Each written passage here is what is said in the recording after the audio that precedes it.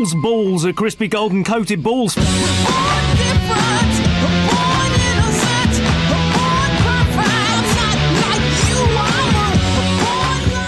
Hello everyone. I'm sure you will remember my long-time boyfriend that we retconned in, Rude Ralph. It is my boyfriend, Rude Ralph. Say hello, Rude Ralph, in the way that you do it.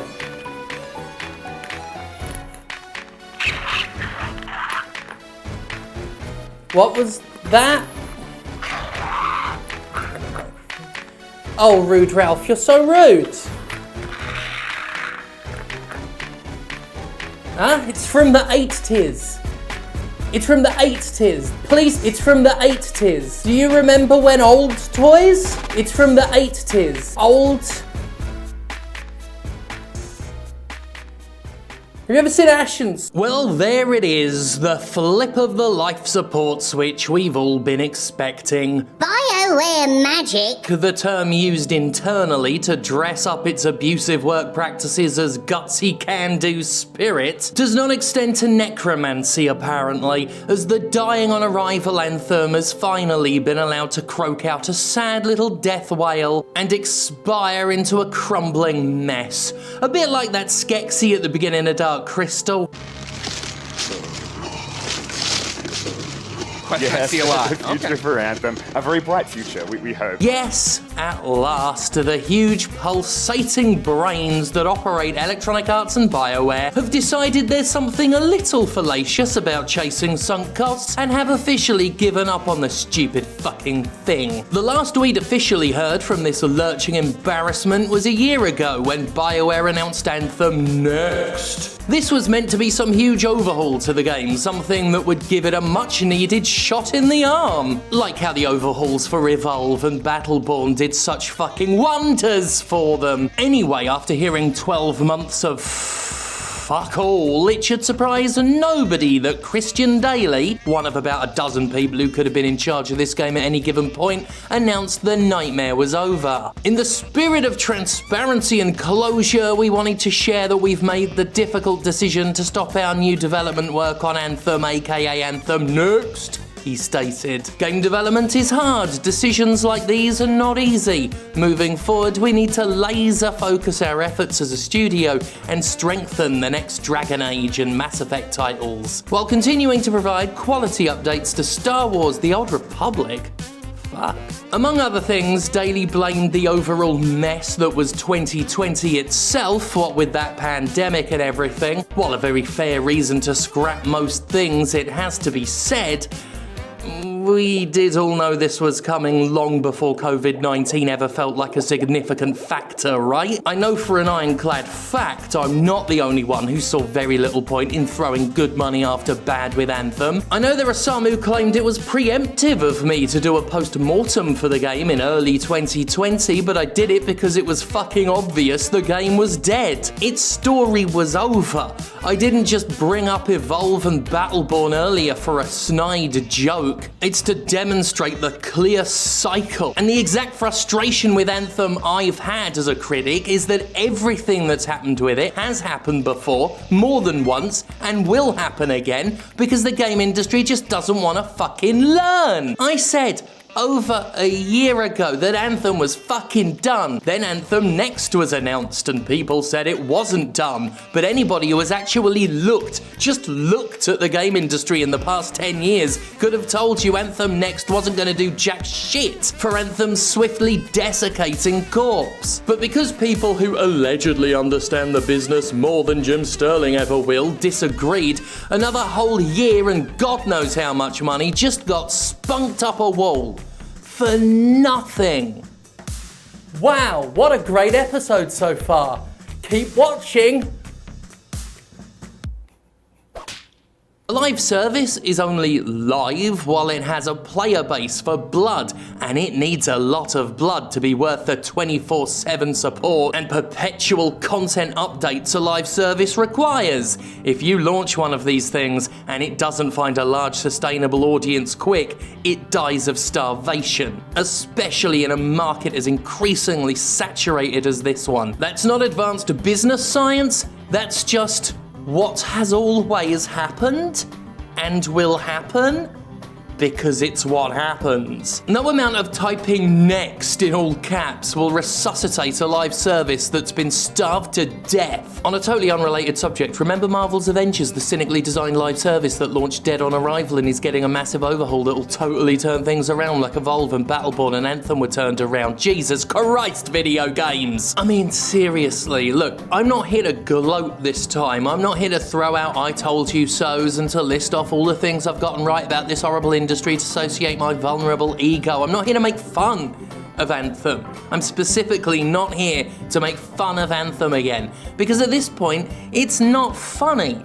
It's sad, and it's infuriating to see the game industry make the same mistakes I've seen it make since the 2000s. The same mistakes it will continue to make because the AAA industry is led mostly by fast food executives who neither know nor give the slightest tiniest fuck about the market they're currently getting their kickbacks from. I've said before that you need no great amount of insight to predict things in the game industry. I'm known to have a great track record with accurately calling stuff out, not because I'm a big brain girl who should run a corporation, Lord no, but because since 2006 my entire job has been watching game publishers operate. What I do doesn't require an education, only observation skills, and yet the people in charge of this entire industry seem to lack even the basic perception for that. It's been years, and I've seen all history and common sense ignored over and over, usually to make a quick buck. In such a disastrous way, it costs more money to fix than it was ever gonna make. In terms of the financial and human costs far outweighing the potential gains, Anthem can stand paramount as an example. Anthem was, of course, a goddamn disaster. Spending years in development hell, the project was marred by erratic creative direction, corporate meddling, and straight-up piss-poor leadership. One of the biggest issues was that BioWare management didn't even seem to know what Anthem was. For years. Instead, all they knew was that they wanted a game to jump aboard the live service bandwagon and they wanted it to be mega successful. Wow. Yeah, we can all have great ideas if that's the idea. Oh, I've got a successful idea, let's make something successful. Okay, how are you gonna do that?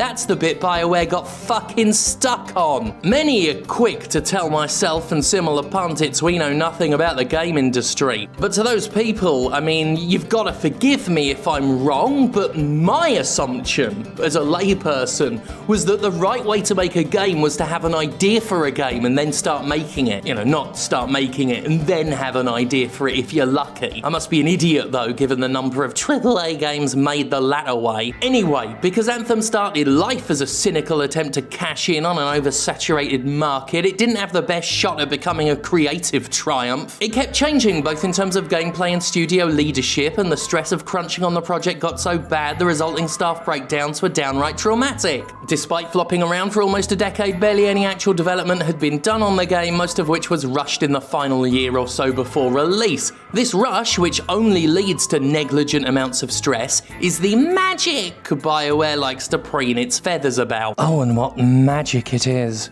Fucking around and then cobbling it together at the last minute. That's not magic, that's just like how I live my sad life. Can't run a company that way, I've tried. Anthem itself, the final launch product I mean, bears all the hallmarks of a vapid, terrible experience, more product than game. At best, just another tepid looter shooter in an ocean of tepid looter shooters, desperately trying to distance itself from Bungie's Destiny while looking just like Bungie's Destiny. Anthem's gameplay is as shallow as its cynically informed creative intent, just another game where you go shoot hundreds of nondescript aliens with a ludicrously stubborn health bars, picking up such amazing gear as assault rifle and shotgun. The kind of loot that made Diablo a household fucking name. Oh, I love using assault rifle. in Diablo 2, can't get enough of Assault rifle. The main problem with Anthem, though, is that for all the attempts to make a BioWare game that Daddy EA might respect for once, all it achieved was to impress upon the world the importance of not making a game just to have a product on the shelf. The cruciality of not deciding you want a live service action shooter without deciding what the service, or the action, or the shooting actually is. Anthem also demonstrates something else I've warned about for years: the folly of investing in any one of those AAA live services with no guarantee they'll live up to a single promise and reach even one destination on their content roadmaps. This is one of the shittiest aspects of the live service grift. Anthem is but one of many so-called service games to be released as a shell, a repetitive, content-poor mediocrity, clearly unfinished, with the promise that the full experience will unravel over a period of years. It's genuinely fucking enraging to see publishers churn these rushed, unfinished starter packs out without any plan to finish them. Time and time again, for years, games have demanded their baseline $60 entry fee while providing less and less upfront content, buoyed along by the promise of more. But time and time again, we've seen the promise turn out to be complete and utter shit. We even know it's shit when we hear, without irony, directors and producers promising their 10-year plans for their games. We laugh because we know the comment either came from someone being deludedly naive or lying through their teeth. We know these games won't be supported for even 5 years, let alone a decade, and yet we continue allowing these people to talk complete and total bullshit to sell glorified early access titles. Early triple access. It's at the level of an industrial scam at this point. You're being asked to speculate on a game's completion like with an actual investment or, say, a crowdfunding project, except publishers don't sell it to you as that. They don't sell it to you as an investment. They dishonestly sell it as a finished entertainment product. And despite the implied obligation to do so, not a single game company is actually obliged to develop the rest of the game you paid for. Anthem, like so many games in the live service camp, demonstrates a simple truth. The game industry cannot be trusted, and giving money to it based on trust is the errand of a fool. I cannot stress enough the importance of buying games based on what they are, not on what a publisher said they might one day be. Just a look at Anthem's original roadmap. Just look at it. It's nothing. It's actually nothing. Of the 3 nebulously presented acts BioWare promised, only one of them even had a name. And even that was delayed for months because BioWare had to spend all its post-launch development time fixing and patching the rushed, unfinished, buggy, player-bleeding base game. And where do you even fucking get off having a roadmap that's 2/3 blanked out? What kind of snake oil Wizard of Oz bullshit is that? If you don't know what you're making, don't fucking sell it to people. This is the natural end result of the season pass, by the way. Publishers must have creamed their jeans the day they realised they could sell pre-orders for DLC. And when it was a new thing, they immediately began to take the piss with it. A lot of that season pass content was stuff that wasn't in development, that they didn't have any ideas for it. They would just do what they do now with roadmaps. They'll take your money and then pull something out of their ass in exchange for it. Though back then, they used to try and market their lack of a plan as a good thing, to sell the base product as something better than it was. They were like, oh, we haven't gated off content to sell you later as DLC. We don't even know what the DLC you just spent money on is. How is that not a... How is the entire mainstream game industry not a con? How is it not a con? It's just years and years and years and years of taking money for bullshit, for magic and fairy cobwebs. And I'm just talking about the stuff that isn't explicitly shady. If you don't have a plan, don't put it on a fucking map, you charlatans. Once again, it's the same story we're seeing with Marvel's Avengers, the same story we've seen half a dozen times, the same story we will see again. Please do not ever, folks, factor a roadmap into your buying decisions. Do not trust a developer's years-long plan. Do not buy a shitty game today because you were told it'll be a good game tomorrow. History has only ever proven that these companies are simply not capable of living up to their end of the bargain. The simple bargain of delivering a video game. Also worth stating that despite launching with so little content, all these live services still find plenty of it to section off for DLC and season passes and microtransactions. Weird. Oh yeah, because the earlier excuse that I mentioned they used to like about how, oh, we haven't gated anything off, it's always been bullshit. Absolutely nothing has happened with Anthem that couldn't have been accurately predicted, that hasn't been accurately predicted. Nothing that has happened with Anthem has been a surprise, except seemingly to the people making and selling it. They seem shocked that a live service launching with zero fanfare, mediocre critical acclaim, and one vapid retread of a gameplay loop didn't become an overnight sensation. They seem shocked that rushing a half-baked, broken title to market required endless patching that ate into its roadmap's resources. They seem shocked that a game couldn't be resuscitated after losing all of its players and then going completely dark for over a year. They seem shocked that the thing loads of us said would happen, happened, because all of this has happened before, and all of this will happen again. And the stupid fucking bastards will still be shocked. Does anyone running the video game industry actually follow the video game industry? It's starting to look like they should at least Google it. And as a... oh shit. And... oh shit. And as a... why do I keep... and as I... and... as a final punchline, a grim punchline, we found out that yes, indeed, those rumours about Dragon Age 4 being planned as a live service were true and real, and they were going to do that. They were going to throw another one on the fire. They were going to jizz another live service into the creamy, thick, stinking, slightly yellowing around the edges sea of jizz. Then, right, then they saw that Jedi Fallen Order had done quite well, and then had a think to themselves and thought with their huge brains throbbing, oh, the thing that there's always been a market for still has a market.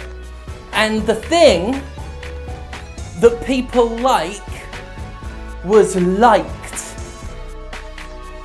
Maybe do that. Maybe since BioWare isn't really known for live service looter shooters and kind of barreled in like they were Google or something, maybe we should have BioWare concentrate just a bit more on the BioWare stuff. Maybe Dragon Age could be the game that people who buy Dragon Age like. Am I naive? Am I the fool? Playing Parumpa-Pum-Pum on a pipe, which is difficult because those are for smoking, not drumming. I can't believe they were going to do another one. Well, no, what am I talking about? I can absolutely believe they were going to have BioWare do another one. And if you want to find some videos of someone who was saying, oh look, Jedi Order did really well, maybe do some of that again. There's this, this channel for Jim Sterling, check it out. They've been saying a lot of things for a while that publishers only just found out, and the year before, and the year before, and the year before, and they will only just find out again next year, because that's what they do. I have been quite open about a recent ADHD diagnosis. How can I remember this shit? I can't even remember what the fuck this is!